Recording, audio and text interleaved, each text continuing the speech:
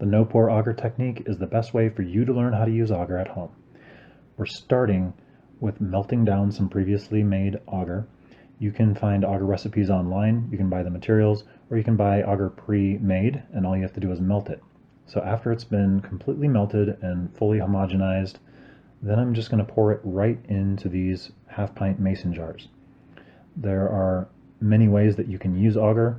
This no-pour method is the easiest because you don't have to use any sterile techniques. As you can see here, I'm not being careful.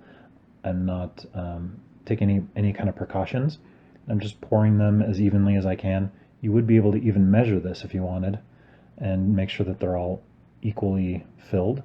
The other option would be to put it in a flask like you see up in the corner, sterilize that in the pressure cooker, and then pour them into pre-sterilized plates in a flow hood or a still air box. And you have to be quite careful with your hand motions and the tools that you're using, and there's a pretty high risk of contamination when you do it that way. This way, we're just pouring it right in the jars, and it's getting sterilized after it's being poured. So the no pour just refers to not needing to pour it while it's sterile. So I'm just putting it in so that there's maybe a 1/4 inch layer in the bottom to make the agar disc inside the jar. And next I'll be putting the lid on. You can see that the lid is a medallion with the ring, and you might have noticed that I put the medallion on upside down. This is to make sure that there's not a perfect seal between the lid and the jar so that it'll be easy to open when I go to do transfers in the future.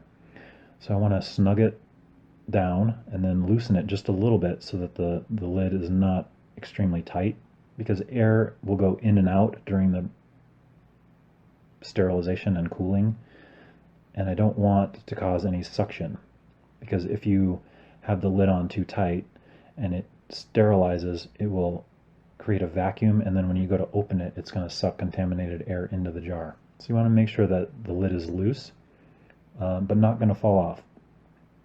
So I'm doing about 12 jars here, and on the jar you can see that there's an injection port.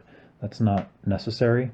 It would be great if you're trying to do a liquid inoculant like a spore syringe or a liquid culture syringe, and you can just inject a couple of drops without having to open the jar. If you want, you could put a syringe filter on there and have air exchange, but I think that's a little overkill. You don't even need the injection port. So the lid, you could exchange it for stainless steel lid or a plastic lid. I'm just stacking them in there. They're still hot, so it's a liquid. You don't want to spill it. So I'm just making sure that they're carefully stacked in there, closing the lid of the pressure cooker, and I'm going to run this on high for 30 minutes at 15 psi. After that 30 minutes, I let this cool down for 20 or 12 hours to make sure that it's completely cold.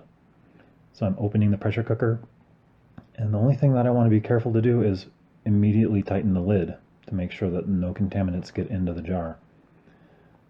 These are completely cold, so you can just do this with your bare hands. It doesn't need to be into a sterile environment, because you want to assume the outside is non-sterile anyway.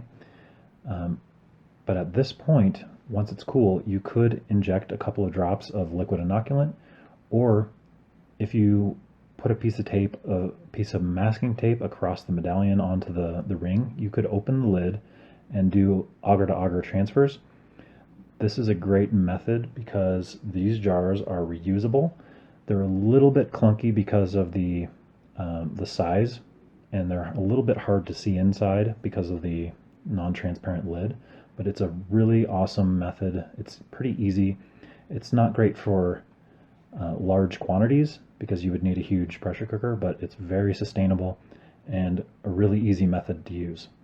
Thanks for joining the Mushroom Cult. You can follow us on YouTube, Facebook, TikTok, Instagram. You can find us on mushroomcult.net and join some of our classes or check out our Etsy store.